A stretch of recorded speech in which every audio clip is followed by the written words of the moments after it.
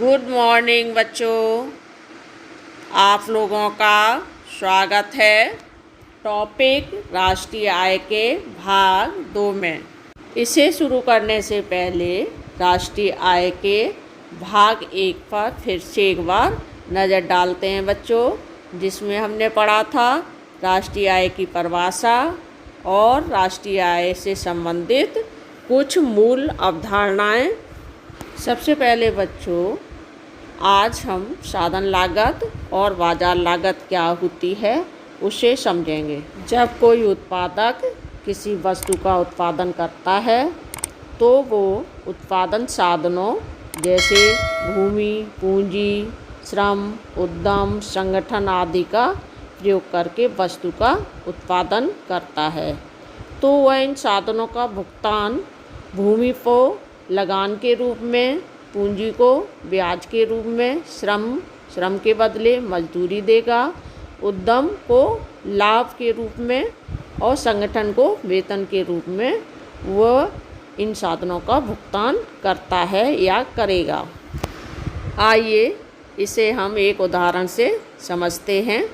उत्पादक की वस्तु के रूप में बच्चों हम इस मार्कर को ही ले लेते हैं। मान लीजिए बच्चों, उत्पादक इस एक मार्कर को बनाने के लिए भूमि को लगान के रूप में 2 रुपये देता है, पूंजी पर ब्याज भी वह 2 रुपये दे रहा है और श्रम यानी मजदूरों को मजदूरी 2 रुपये दे रहा है, उद्यम यानी कि लाभ भी 2 रुपये दे रहा है और संगठन है जो इसको बनाने में उसने संगठन का प्रयोग किया है उसे भी 2 रुपये पेमेंट कर रहा है। तो बच्चों, ये पेमेंट ही साधन लागत कहलाता है। साधन लागत पर इस मार्कर की कीमत क्या हुई? अगर बच्चों उत्पादक के इस लगान, ब्याज, श्रम, लाभ और वेतन को जोड़ दें तो इस मार्कर की फैक्टर कॉस्ट अर्थात साधन लागत कितनी हुई बच्चों? 10 रुपये हुई। यह 10 रुपये फैक्ट्री कॉस्ट है मार्कर की।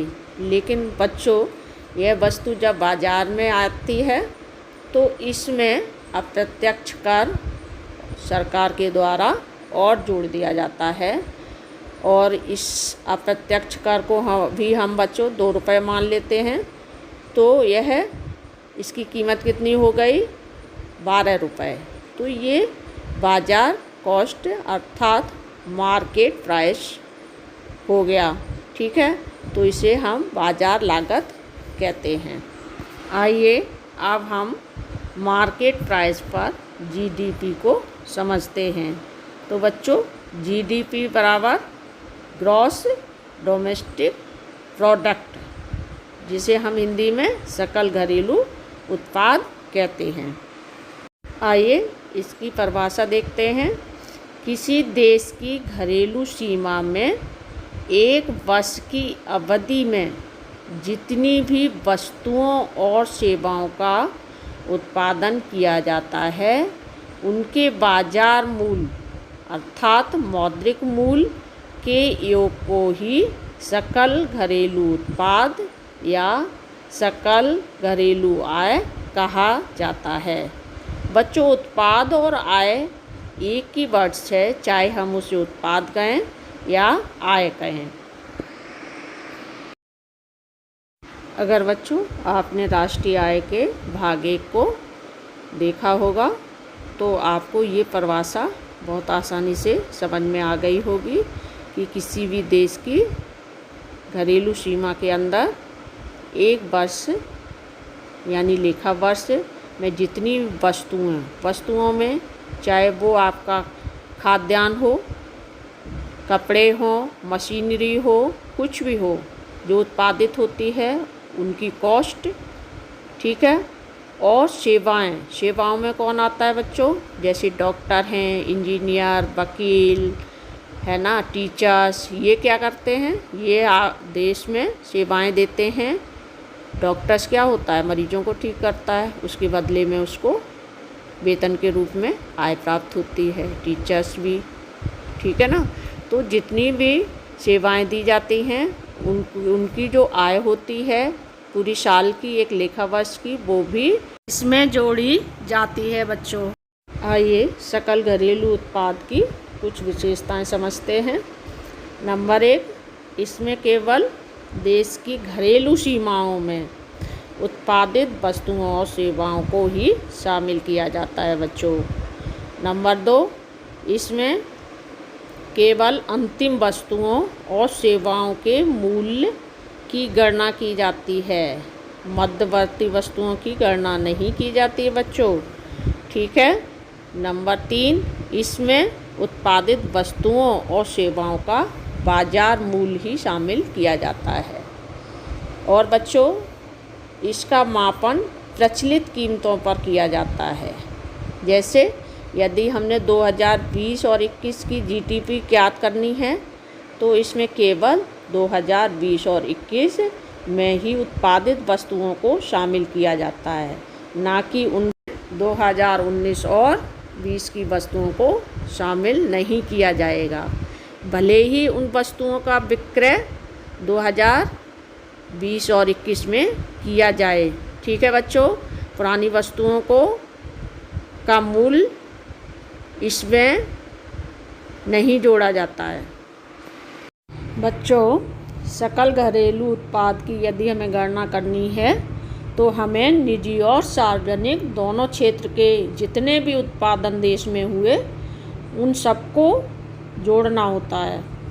और इसका सूत्र इस प्रकार होगा: जीडीपी मार्केट प्राइस बराबर कुल उत्पादित वस्तुओं एवं सेवाओं का मूल्य। दूसरा पॉइंट बच्चों देखते हैं, बाजार कीमत पर एनडीपी अर्थात नेट डोमेस्टिक प्रोडक्ट, जिसे हम हिंदी में शुद्ध घरेलू उत्पाद कहते हैं। आइए बच्चों, इसकी एक बार परिभाषा देखते हैं। किसी देश की घरेलू सीमा में एक वर्ष की अवधि में उत्पादित की गई वस्तुओं और सेवाओं के कुल मौद्रिक मूल्य में से यदि घिसावट व्यय अर्थात मूल्य ह्रास को घटा दिया जाए तो जो भी शेष बचता है बच्चों उसे शुद्ध घरेलू उत्पाद कहते हैं। तो घिसावट व्यय बच्चों मैंने आप लोगों को बताया था कि जब मशीनों में टूट फूट और अप्रचलित मशीनरी की जगह नई मशीनरी पर जो व्यय किया जाता है वो क्या कहलाता है? घिसावट व्यय कहलाता है। तो बच्चों, बाजार कीमत पर जीडीपी और एनडीपी में केवल इतना ही अंतर होता है कि जीडीपी में घिसावट व्यय को शामिल किया जाता है, जबकि एनडीपी में घिसावट व्यय को शामिल नहीं किया जाता है, अर्थात इसे जीडीपी में से घटा दिया जाता है। अगर बच्चों इसकी हम बाज़ार कीमत पर गणना करें तो इसका सूत्र होगा बाज़ार कीमत पर एनडीपी बराबर बाज़ार कीमत पर जीडीपी माइनस घिसावट व्यय। और इस सूत्र के द्वारा हम शुद्ध घरेलू उत्पाद ज्ञात कर लेते हैं बच्चों। आइए बच्चों, इसका तीसरा पॉइंट देखते हैं, बाज़ार कीमत पर जीएनपी अर्थात ग्रॉस नेशनल प्रोडक्ट, जिसे हिंदी में सकल राष्ट्रीय उत्पाद कहते हैं। इसकी परिभाषा बच्चों, बाज़ार कीमत पर सकल घरेलू उत्पाद तथा विदेशों से प्राप्त शुद्ध साधन आय का योग ही बाज़ार कीमत पर सकल राष्ट्रीय उत्पाद या आय होती है। यहाँ बच्चों विदेशों से प्राप्त शुद्ध साधन आय, जिसे हम अंग्रेजी में net factor income from abroad कहते हैं, इसकी शॉर्ट फॉर्म होती है NFIA। बच्चों इस पर शॉर्ट प्रश्न आता है कि NFIA क्या होता है, तो इसे हिंदी में शुद्ध साधन आय कहा जाता है।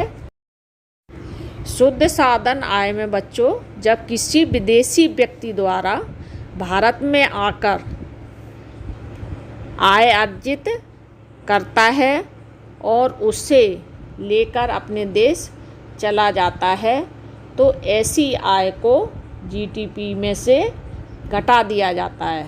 समझ में आया? जब कोई भी व्यक्ति किसी देश में जाकर आय को अर्जित करता है और उसे लेकर अपने देश चला जाता है तो उसे जीडीपी में से घटा दिया जाता है।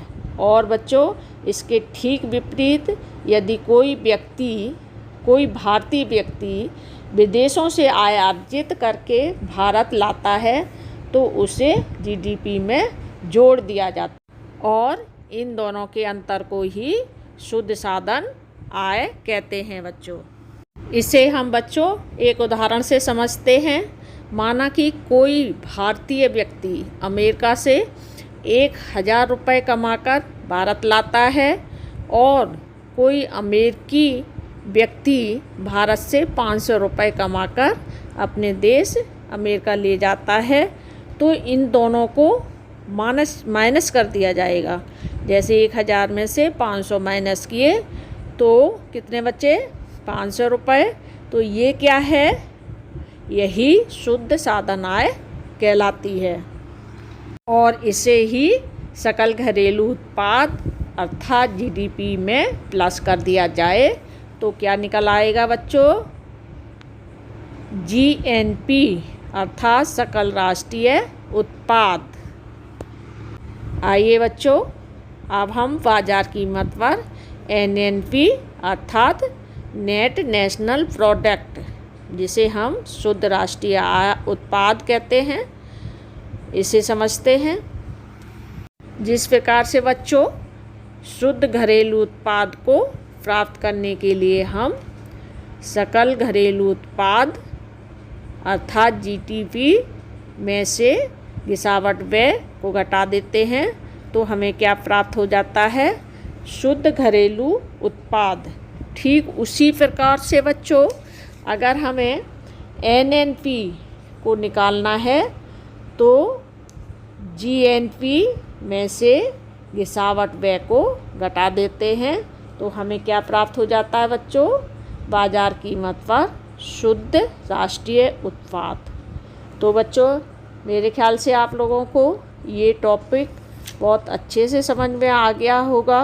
इनके आधार पर आप इस चैप्टर में जितने भी न्यूमेरिकल हैं उन्हें आप हल कर सकते हैं। बच्चों अगर आप लोगों को मेरी ये वीडियो अच्छी लगे तो आप लोग सब्सक्राइब के साथ साथ कमेंट्स करके अवश्य बताएं। Thank you.